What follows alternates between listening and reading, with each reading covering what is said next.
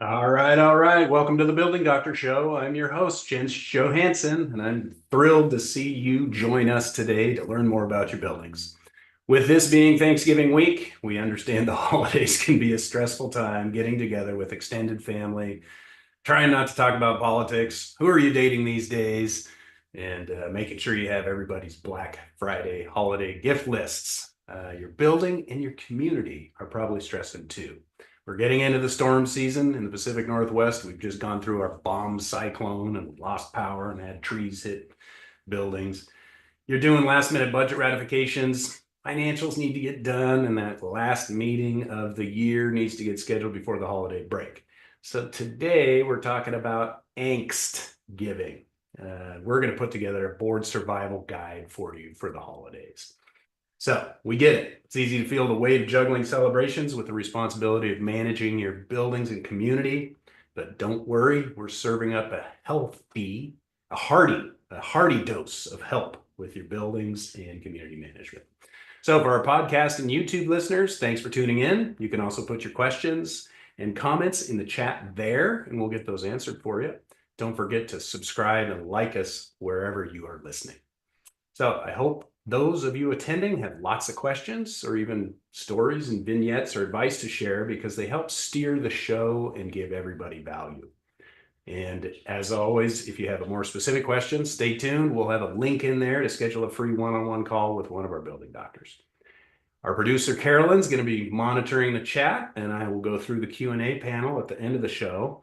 So the chat is where she's going to be putting links to resources and guides and things like that we've prepared to help you with this.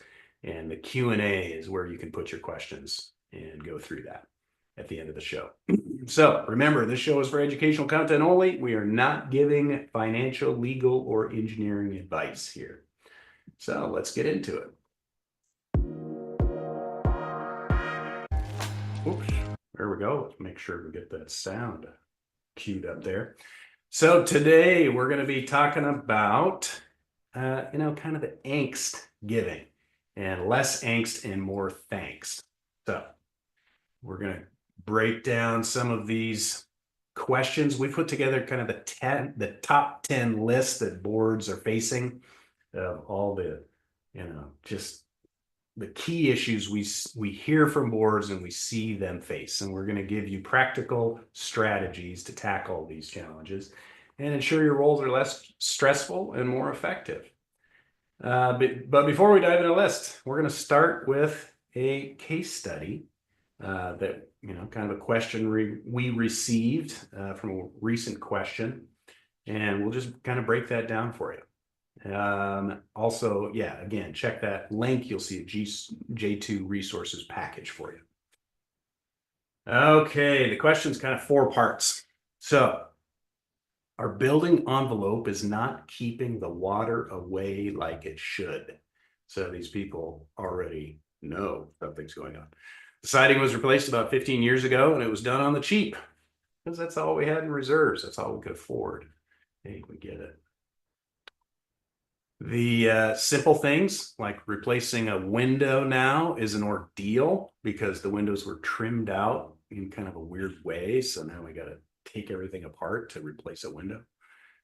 And the winds we receive can be brutal, including driving rain that blows upwards against the building. And so a little fact for you, usual winds can actually drive water up 2 inches. So it's not just coming at you diagonally or horizontally. It hits the surface and actually goes up in.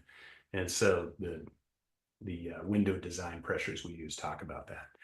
So let's talk about this person's long question. So we know the building's leaking. Okay. How? Do we have buckets and towels in the windows and things like that? So, for whatever reason, we know it's leaking, but it's only been 15 years and siding is supposed to last like 30 or 40 years. So what went wrong?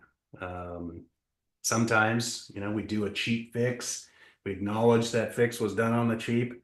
But what happened? Did 10 years fly by or 15 years fly by and just kind of, we see some cheap fixes. Hey, in 5 years, I'm not going to be here, so I'm not too worried about it. I'm going to sell my unit. But what happened?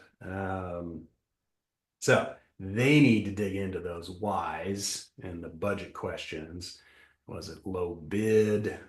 Did somebody have a guy? I know a guy. He can beat that price. So the answer to that lies there for them. But another thing we're seeing is kind of design oversight. So apparently the windows are so hard to replace.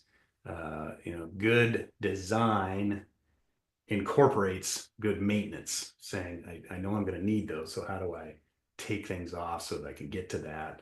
So you'll hear us talk about flashings and counter flashings. Well, that's so that you don't have to pull the cladding off to put a new roof membrane down in between things.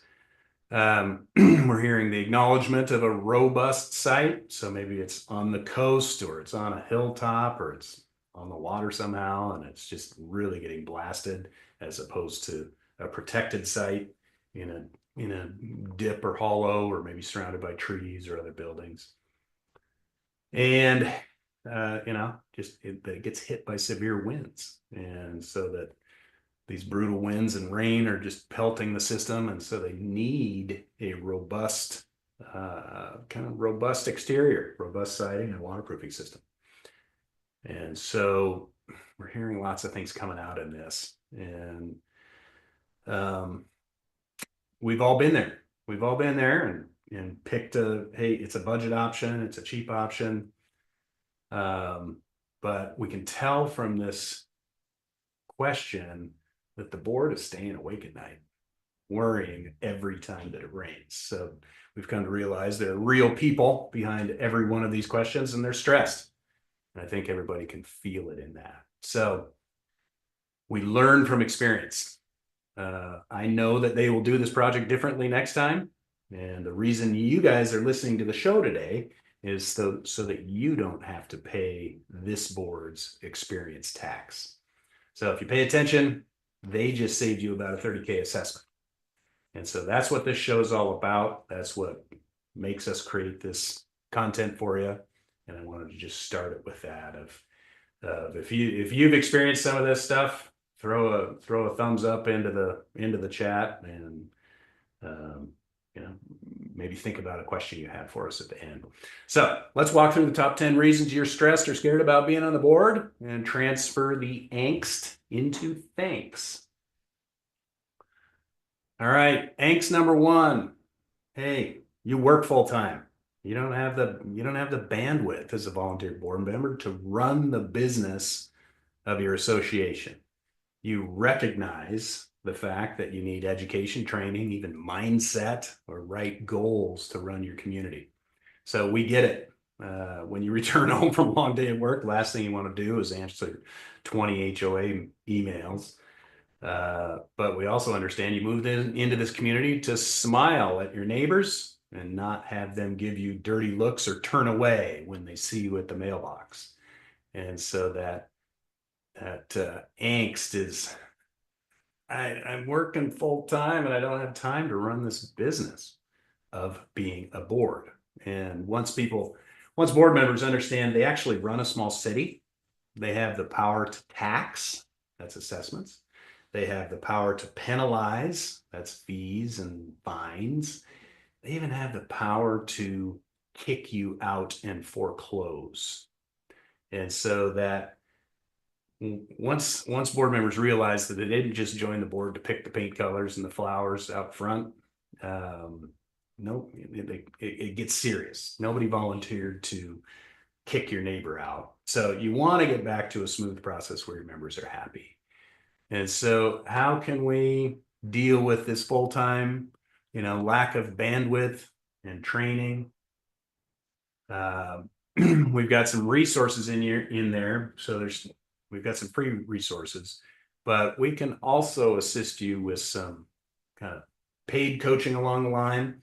But bottom line, getting a good manager to really help you with this stuff, to help you understand what you need, and maybe even an HOA attorney to help you walk through some of that stuff is super helpful. And so good managers can help you through that. So bandwidth. Angst number 2, your whole team isn't leading. Your board members are in the same boat as you are as far as time and training. Your manager's non-responsive, meaning they're busy. They've got lots of managers or lots of properties to manage, and they've got to be going here and there. And this is a common problem we hear with managers of I've got to have a portfolio of 20 properties and I'm trying to keep up the best I can with all of them. And, the board has to do something. The board has to make their decisions. I can give them a path, but the board has to make their decisions. And so, and then in addition, the contractors are giving you the wrong information. They're just selling you their services. The contractors, construction is broken up into trades. So they do their particular trade really well, but they get in and get out. And if they're selling you roofing products, they're going to identify roof problems. If they're selling you windows, they're going to identify window problems and not necessarily tie those two things together where the roof meets the wall right next to a window. And so it's kind of this, you're only part of the board, but in that first angst, it's like, I don't have time. I got to get off the board. The second part is your whole board is feeling the same or acting the same, and you can't get your manager involved, or at least they're not giving you enough to-dos, and your contractors are just taking the money. So how do we resolve that?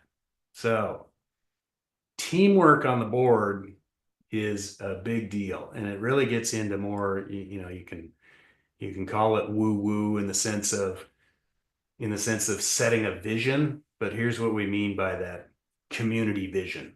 What do we want our community to be? Do we want it to be high rentals? Do we want it to be, a place where young families are welcome? Do we want it to be, 55 and older, and there's regulations behind that? But, do we want it to be high end? I mean, we want all our values to be up. And so we need to set a vision that says we need to pay attention to picking up garbage. We need to pay attention to landscaping and touching up the paint. Otherwise, we start getting this vision of a clearly neglected, rundown, thing that's not working very well. And then onto the vision of community, back to that smiling at the mailbox, back to that enjoying maybe a holiday get together and potluck. Do we want a community that supports one another and is friendly, or do we want a community where everybody's left in the dark and we don't really know who's who, don't get along, and all that stuff?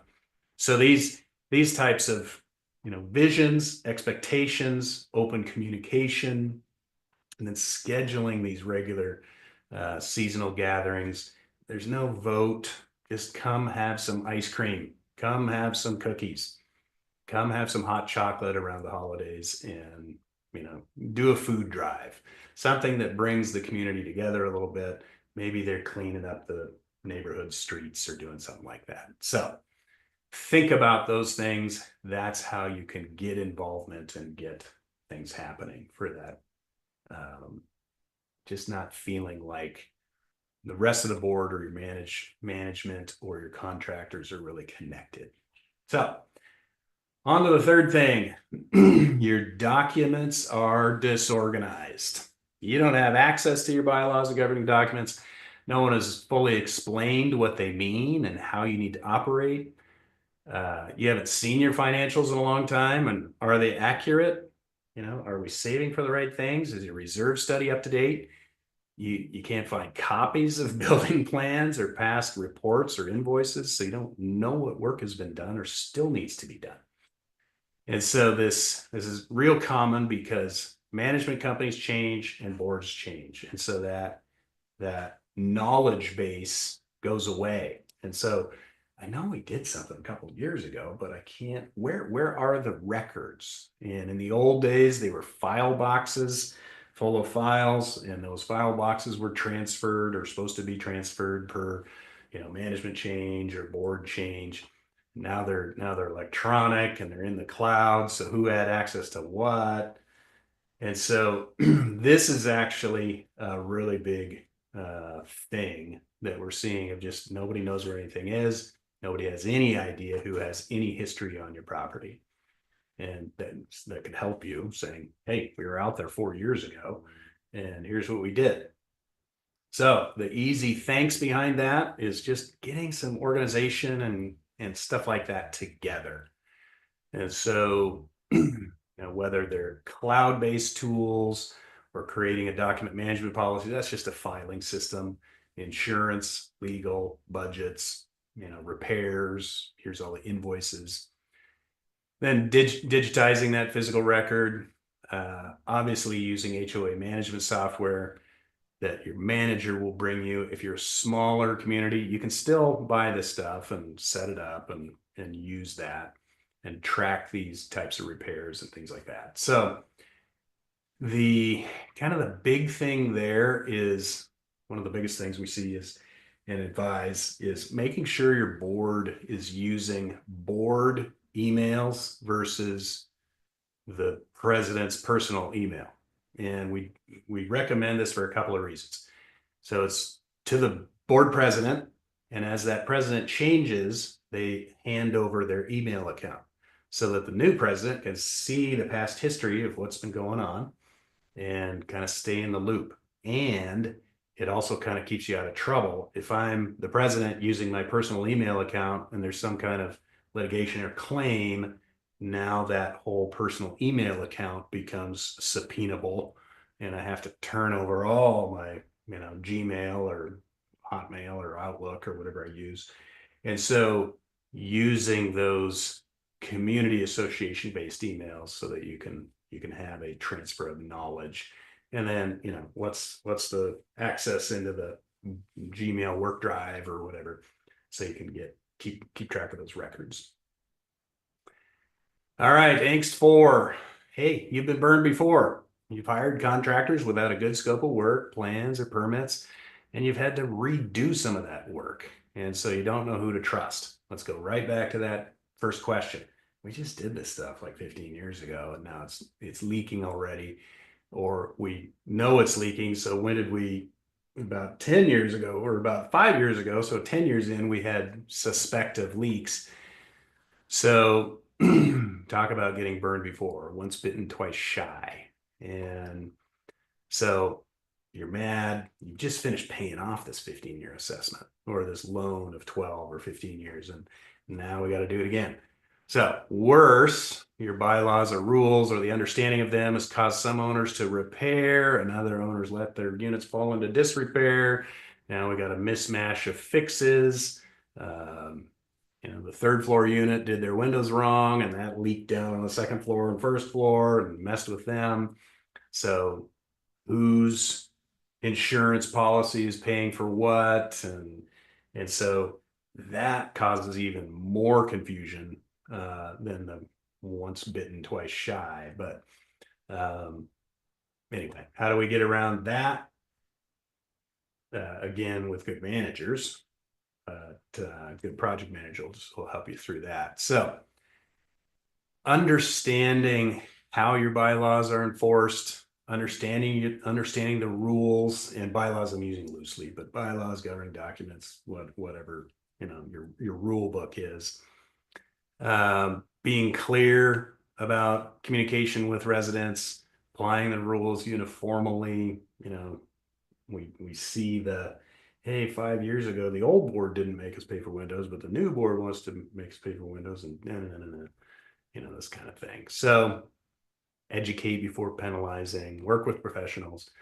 So these are ways really to coordinate this in the sense of good best practices to stay on top of these things. And again, good managers will be able to help you through that. But also good HOA attorneys can help you sift that out. And then, periodically we need to review and update bylaws to affect the evolving needs, the changing vision, the pulling those things together and using resident feedback to identify that as well. If you want to run a healthy project, we just have a easy, flowchart way to do it. That's going to be in that resource guide of, start with a visual inspection, move to invasive, move over to developing plans and specs and a scope of repair, talk about getting funding, either loan or your assessment or reserves, and then proceed with repairs, and then enjoy the healthy building for years to come. So that's how we do a project. The previous one was about your bylaws. All right, angst number 5, head in the sand. And that's the ostrich syndrome. The past boards just haven't addressed the problems or raised the dues or set aside money. I think one of the dumbest election campaigns I hear is no new taxes under my watch. And so if you elect me as board president, I'm not going to raise our assessments. It's like, well, all the prices are going up and your reserve study is probably underfunded, and you're not going to add more money to that. I'd rather have a little bit more money than less money. And so be careful how you're keeping your head in the sand, or just, la la la la, what are those 3 monkeys that don't hear anything or see anything? And the biggest example of that, unfortunately, is the Champlain Towers collapse. And so this led to all other industries being affected, primarily the banks, who lost out on their mortgages because there was no building left. And so that's the result of the Fannie Mae and Freddie Mac revisions of making sure that you've done some things with your reserves and making sure you inspect your buildings and doing all this stuff. But this example, if you go back and Google it and understand what happened, the board knew about these issues for years and just ignored it, or the loud person in the room controlled the show. That's another angst we have for you. And just browbeat the board to not do what they needed to do and actually keep up with the problem. And then a tragedy happens like this. So the thanks aside for that is regularly assess financial health and plan for future needs. And that's kind of proactive maintenance. I'm not saying if you're already fully funded, you can slow down on raising dues, but most boards need some more money. And so staying on top of things, staying on top of your spring maintenance, continue polishing and shining and trying to get the building lifespan to extend, and you'll keep things in better shape. So we have a couple of guides in that handout. All right, angst number 6.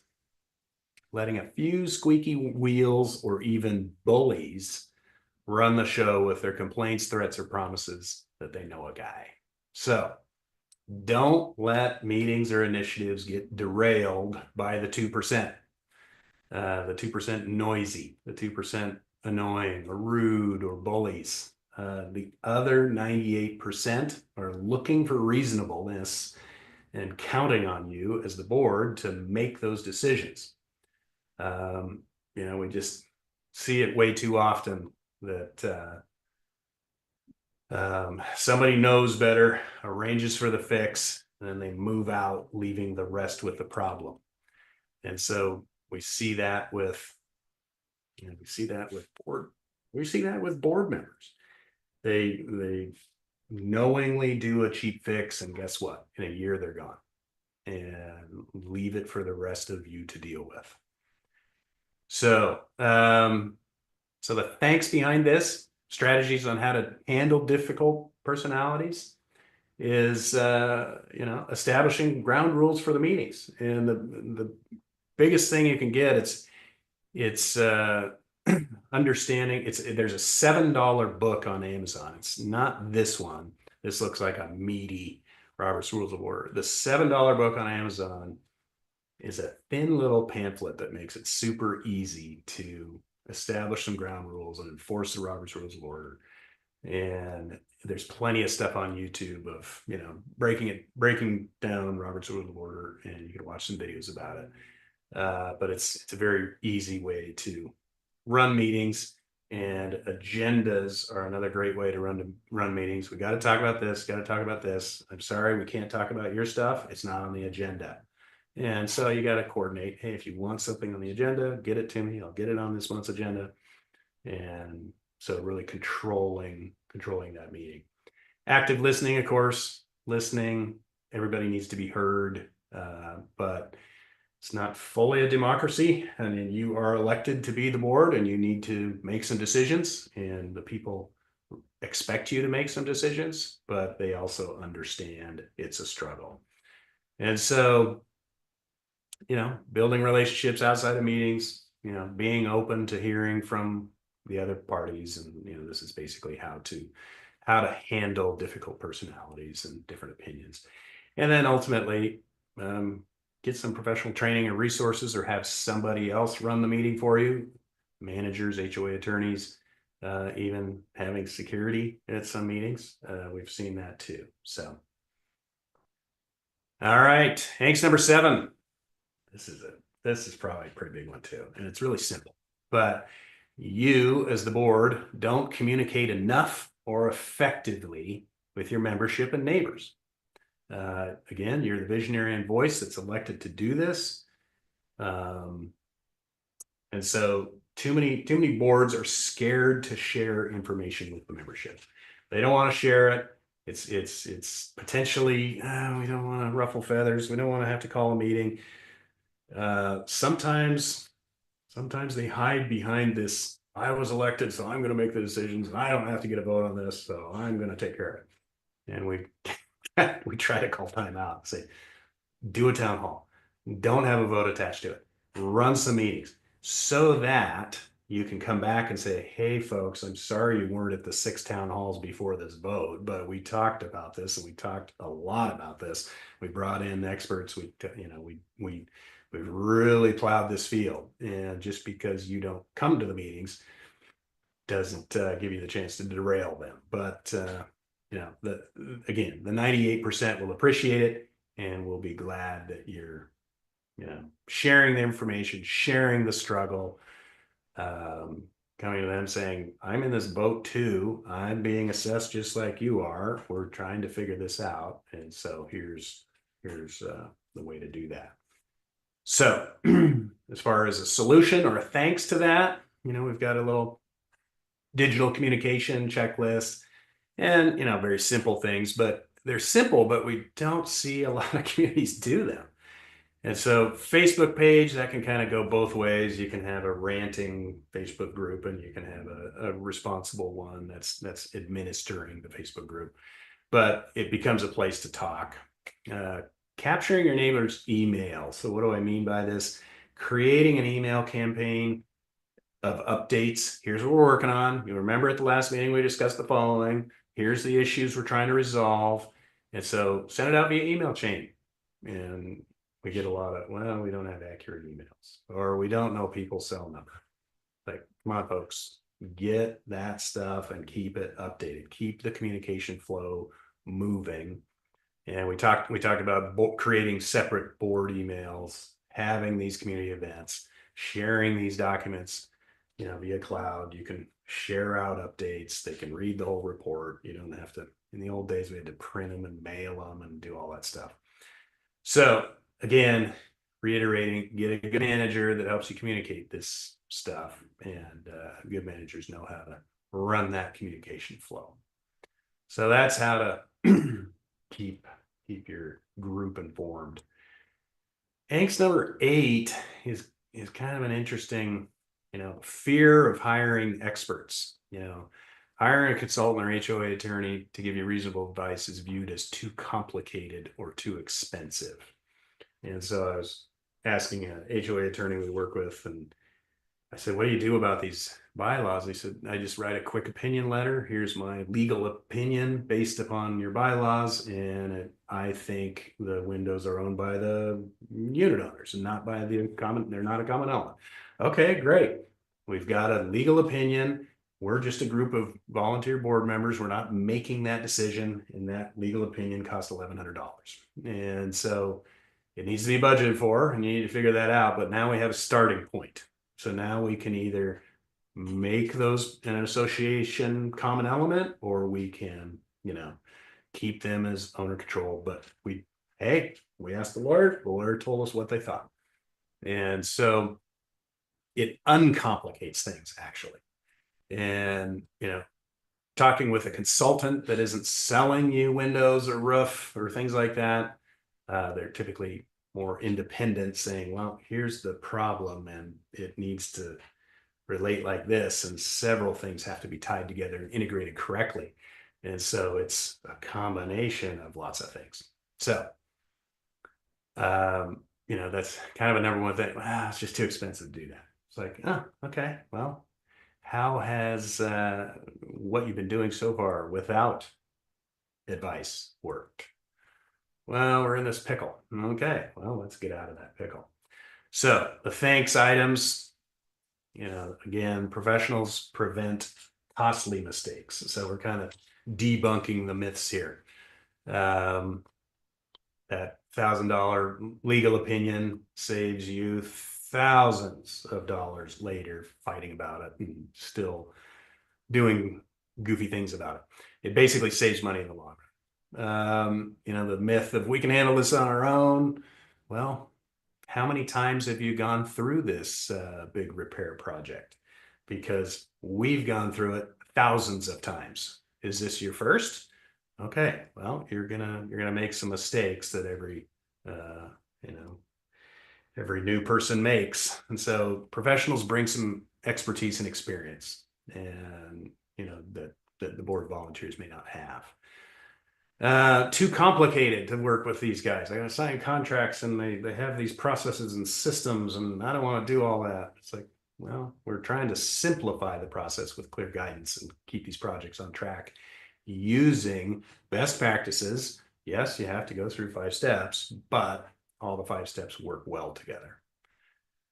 The myth, we only need them for major issues. And so we kind of agree, you don't need to hire a consultant to paint the building, or do you? And so we can prevent smaller issues from escalating into bigger issues, but we can also say, if you're going to do that, that affects this. So you need to make sure that this is working as well.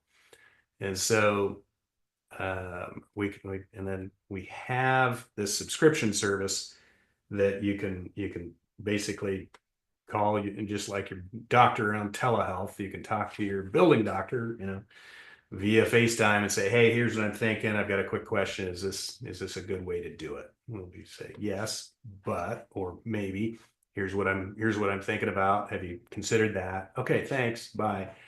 And so there's, just having somebody in your back pocket to kind of ask a quick question of is a nice way to keep that going.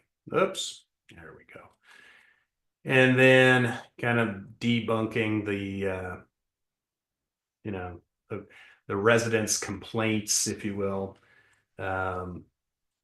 Explaining the value of expert advice. Boards can show residents that hiring professionals improve the property values and reduces the long-term costs in the end. And so kind of working through what this thanks is about is debunking that kind of angst that professional help is too expensive. Because we can go back to item number 1 and say, hey, I'm a volunteer board member and I work 60 hours a week, and then I come back home and try to run this nights and weekends, and my pay isn't that much. And so I'm getting burned out and I need some help. I need some backstopping. I need somebody to walk with me and bounce my ideas off of, and maybe even take lead on a few of these things so that we can get through this. So, all right. Angst number 9. This is kind of an interesting one. You just kind of dumped it. The leadership one is different. There's usually one person in a 4 or 5 person board. One person takes a little time out because it's busy at work, and then the other 3 can cover, and they take turns doing that, and you figure it out with a group board. But for boards that have just abdicated their responsibility, well, that's why we hire a manager.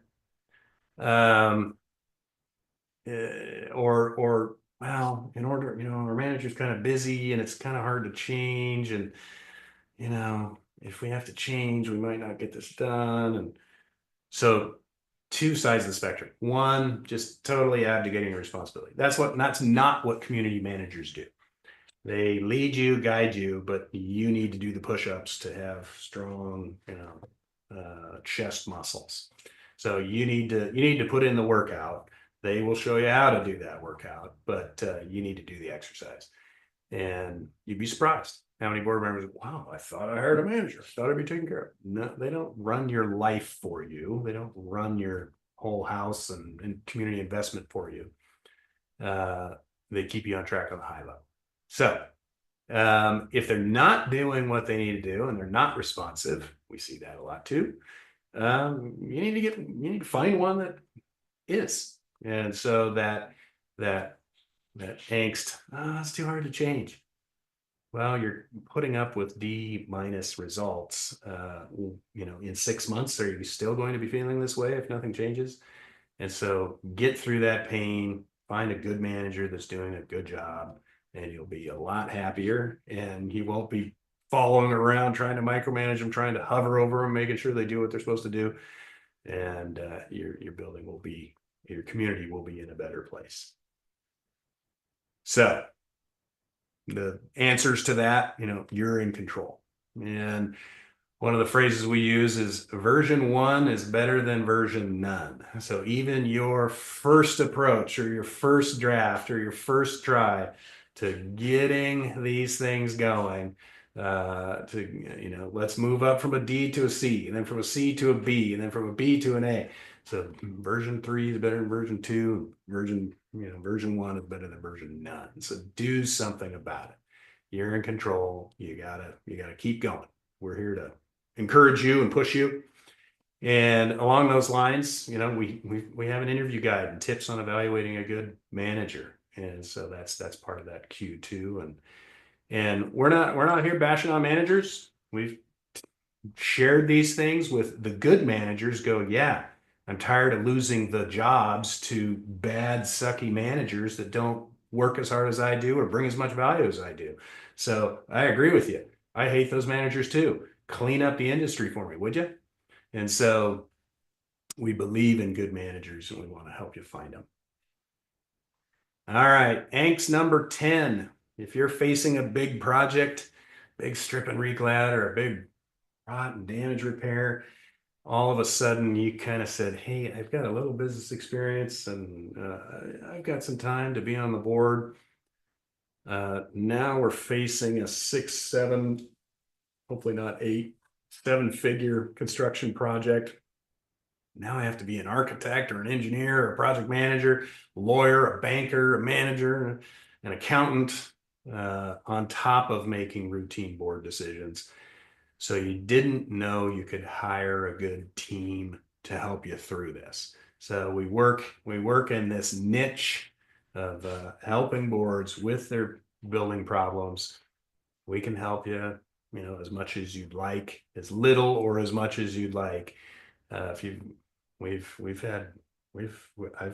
I can recall very vividly some very strong project management construction board members who took on a lot of the heavy lifting, and they did a good job.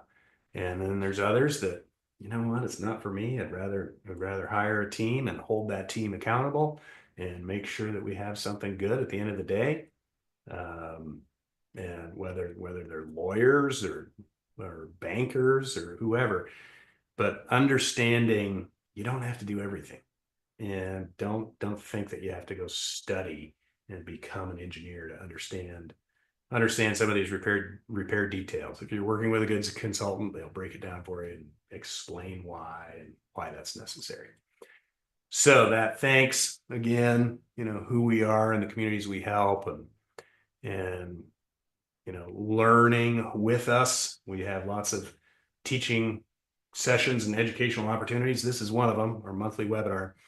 So for those of you who like to type, you can go to learn.j2consultants.com/resources. If those of you seeing the screen and want to take a screenshot of these QR codes, they'll take you to those places. All right. Those are kind of the top 10 pain points and angst things that we hear and see on a daily. And so if you're feeling some angst about your building and you think that you want to just pick my brain for 15 minutes or ask me a quick question, happy to guide you. That's a free service we offer. And so again, you can type it out at learn.j2consults.com/consultant on call, or you can use the QR code up in the corner there. And we're getting into some Q&A. So as you can see, we take comments and chat off of all the places this is viewed, but this live webinar is where you are attending today, and we open this up to the floor and give people a chance to ask their questions. And so we usually start it off with a few questions that we've received, over the month. And so this is kind of an interesting question we have. Does the master insurance policy have to provide insurance coverage for the management company? And if so, what type of or what kind of coverage is a must have? So your master policy is insuring you and your property. It does not have to extend coverage to the management company. But many management companies ask to be additionally insured on your policy to protect them, and that is a reasonable request. And so this is something that's fairly common to be asking for, but it's going to be coming out of the management company's contract or agreement. Additionally insured is a common practice, but it's also kind of an extra level, and that's what we're talking about. And so, does the master policy have to cover the management company as well, likely as an additionally insured? Yes, but you want to talk, well, no, the master policy doesn't have to, but many management companies ask for it. And so here's where you read the fine print in the contract. And we've gotten to read some of these that kind of make us scratch our heads. We're hiring a management company to do professional management services. They're going to give us a scope of the 5 things or 20 things they're doing. And so they want to be additionally insured under your policy because they're going to do some things at the board's direction that may tick off or anger certain residents. And so I'm sorry, I have to give you a fine because you left your garbage strewn all over the front yard. And so the management company gets some additional insurance protection under the board's insurance policy to do what the board asks them to do.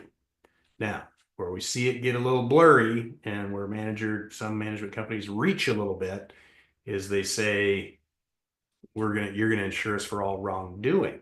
And it's like, wait a minute. I expect you to be a professional and do your professional tasks.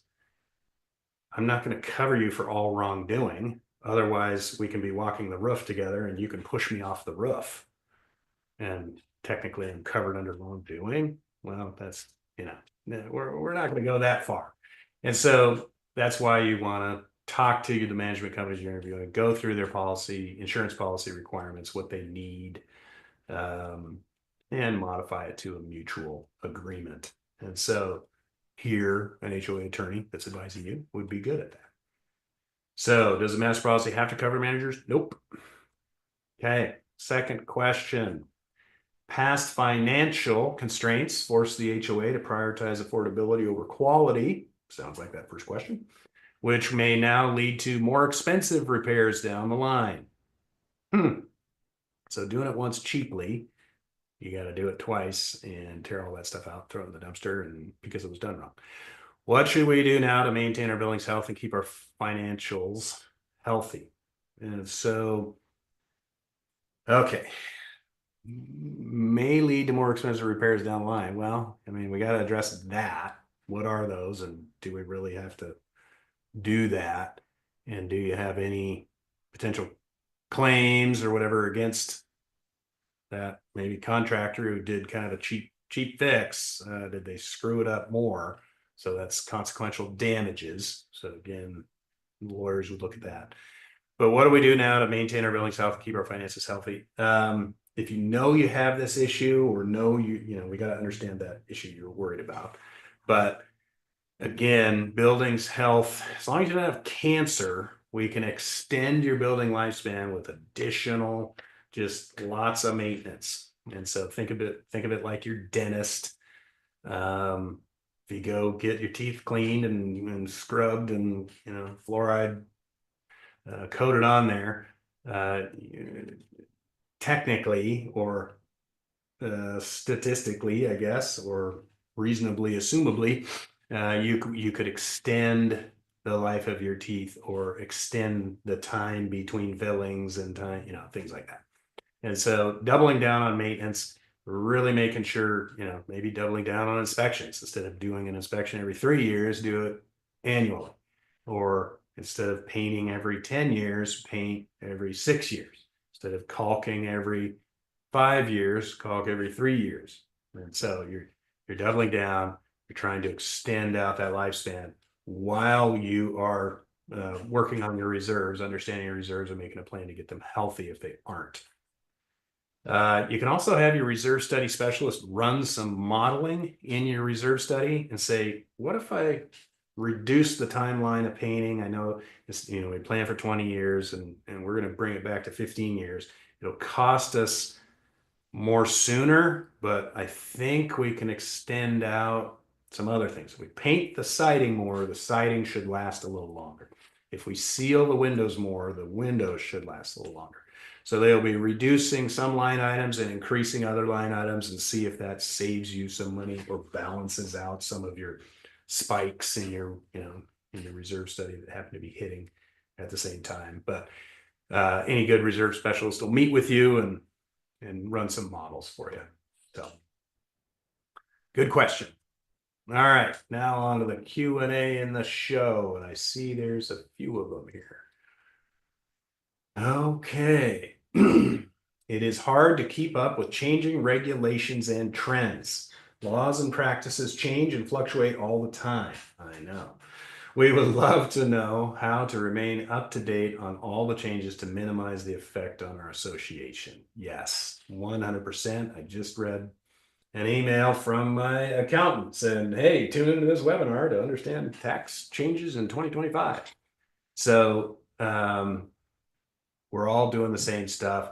We on the engineering side are keeping up with building code changes. The latest building code came out in 2024 this year, but it hasn't quite been adopted by all the jurisdictions, and we got to keep up with who is adopting and who isn't. And so this is a real deal. The first, again, I sound like a broken record, but a good manager will help you stay up to date on this stuff. But also joining some good associations, CAI, Community Association Institute is a good one. You can look them up. They have state chapters. You can find the, type in state and then CAI, Washington CAI, you'll find the Washington chapter. So CAI gives all these updates and forums and things like that to board members. And then again, an HOA attorney. I would say you're probably pretty safe talking to, really looking for these updates every other year.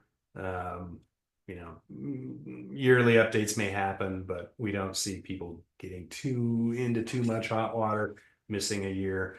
But yeah, absolutely true. And again, your volunteer board members trying to do a reasonable best effort, and nobody expects you to be the law and practices police and stay up to date on all these things. So, but getting plugged into a couple of forums, couple of latest updates, usually from your state and your CAI chapter. Okay, let's see. Just sharing, not a question. After the pandemic, there is a feeling of social distancing, which has affected the sense of the community, even with the HOA boards. Yeah.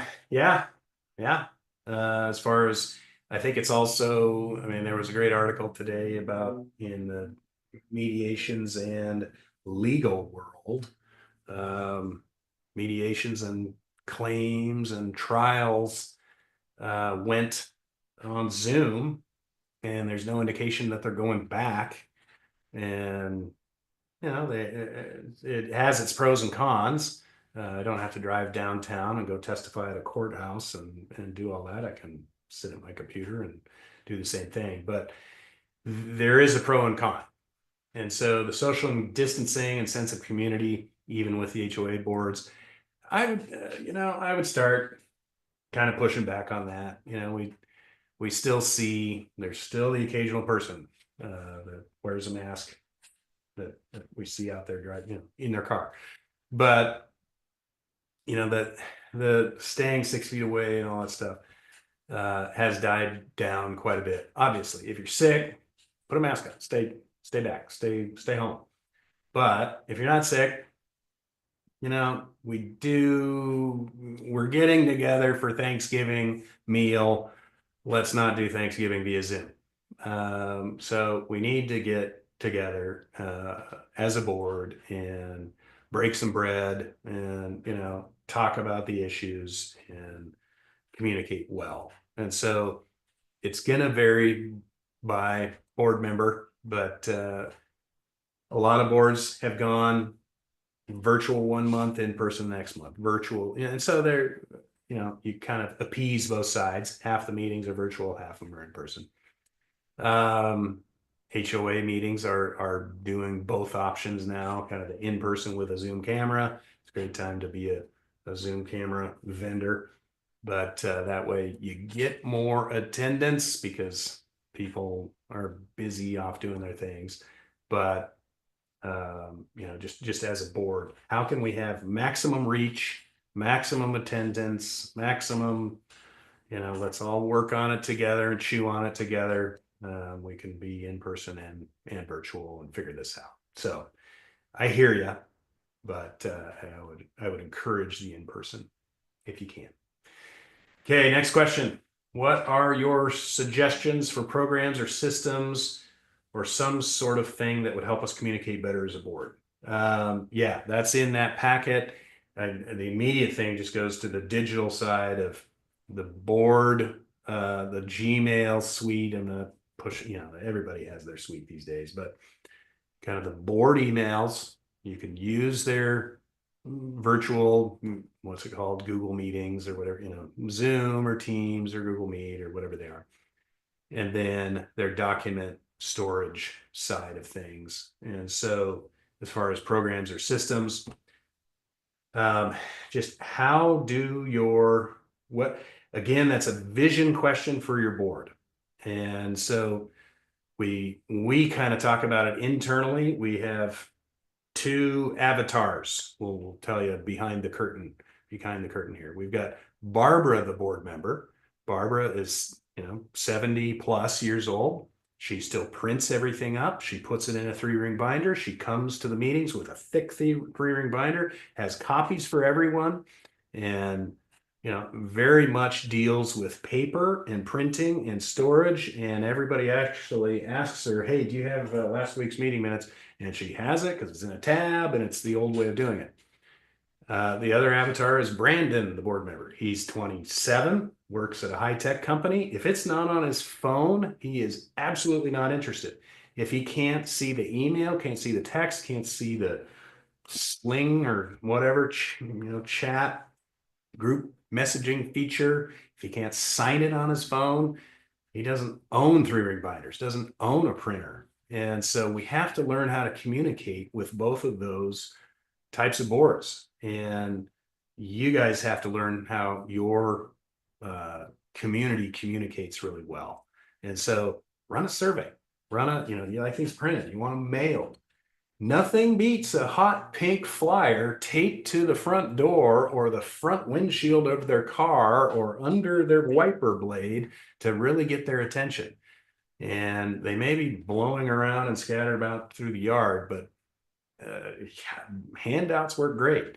We have boards that still have clubhouses and they've got bulletin boards, elevators.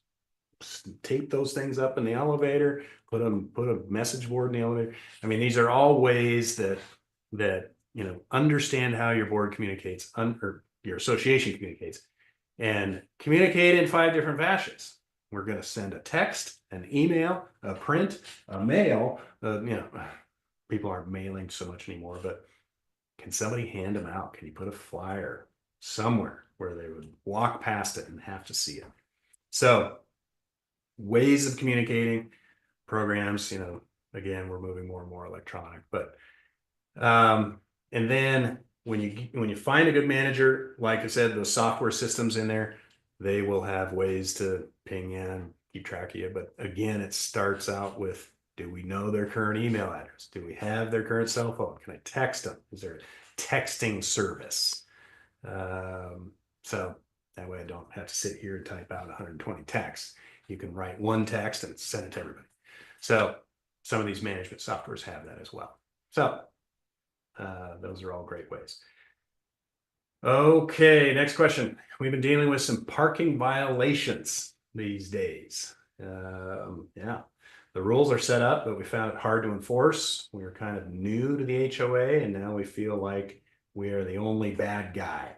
Yep, it's that movie with Tom Hanks where he's kind of the stoogey guy that makes sure everybody's following rules. We think there must be something to keep everything in order, but we still want to maintain a good relationship with all the homeowners. Any good advice on this issue? Yeah, nobody wants the penalizing community or board where I just get in trouble every time I come. But educating, saying, hey, here's the parking zones. Hey, bringing that up at the next meeting.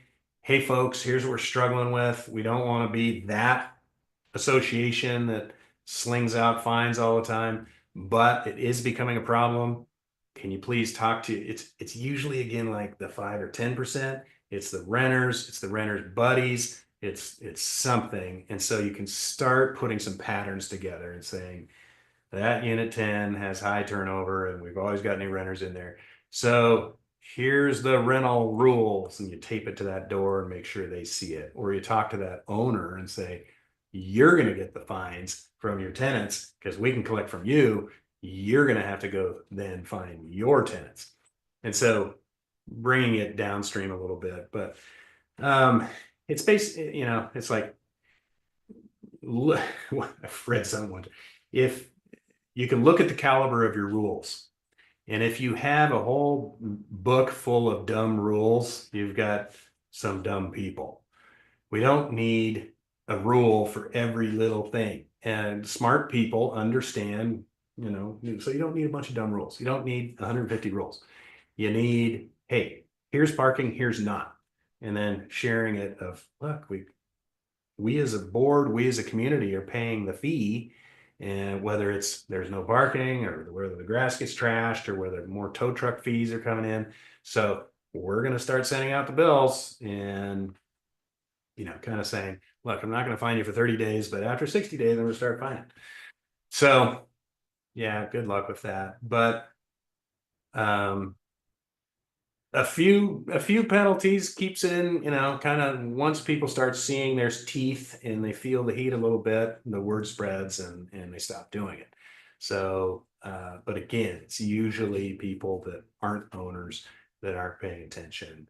And it could be they just didn't know. They're brand new. So you got to ask yourself, were the rules communicated? Is that labeled? Is it painted? No parking? Are there signs there that say, no parking? So yeah, I think maybe a manager would have a better piece of advice on that, or maybe somebody else jump into the chat and share some advice on what they have. But you don't want to be a big meanie, especially in the holidays, but we do have to keep order. Okay, let's see. Last question. So, hey, we're getting down to the last one. If you want to throw another question in there, let me know.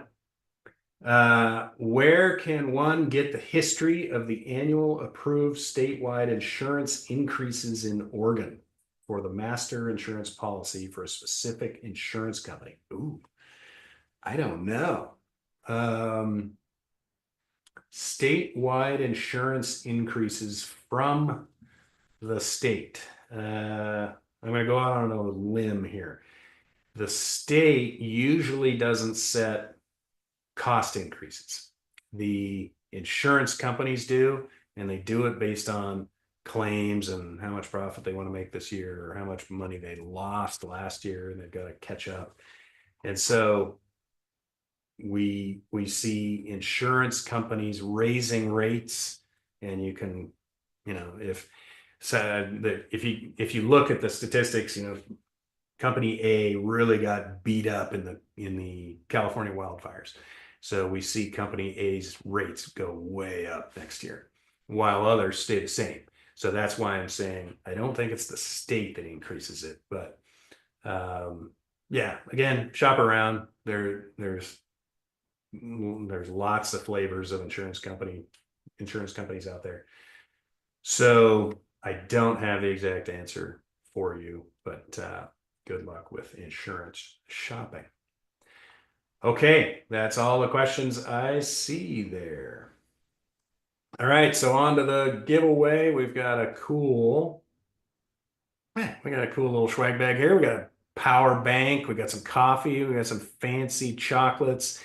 And I think we even have what we call a hangover kit. Is your building giving you a headache? I think there's some aspirin and what do you call that?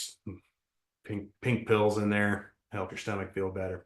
So for that Angst-giving, you get some chocolate and some stuff there. So I'm going to choose a number. Let's see. I'm going to go with number 5. Number 5 wins it. How this works is when you sign in, you get a little number and in order, and Carolyn will reach out to you, number 5, and find your address and send this to you. So happy Thanksgiving there. Okay, did you know we have free and paid training for boards and managers? If any of this has made sense and you want to spend a little bit more time on it, we can do that free call thing. You can also hire us. Hey, we've worked with some boards where it's like, hey, look, we're a brand new board. We're trying to get in alignment. We're trying to face this construction project. Will you help coach us for 3 or 4 months or a couple of months to get us up to speed? What do we need to do next? Where do we need to look? And I'm going to give you homework assignments. Find your documents. Find your Robert's Rules of Order. Here's where you're going. And so just kind of walk along with you, just as a high level board coaching, if you will. Or if you're going through a nitty gritty repair, we can also be a second set of eyes for you and help you with that. So scan the QR code, or if you want to type, go to learn.j2consultants.com/resources. All right, and then stream this webinar wherever you go. We're on all the platforms. We're on YouTube.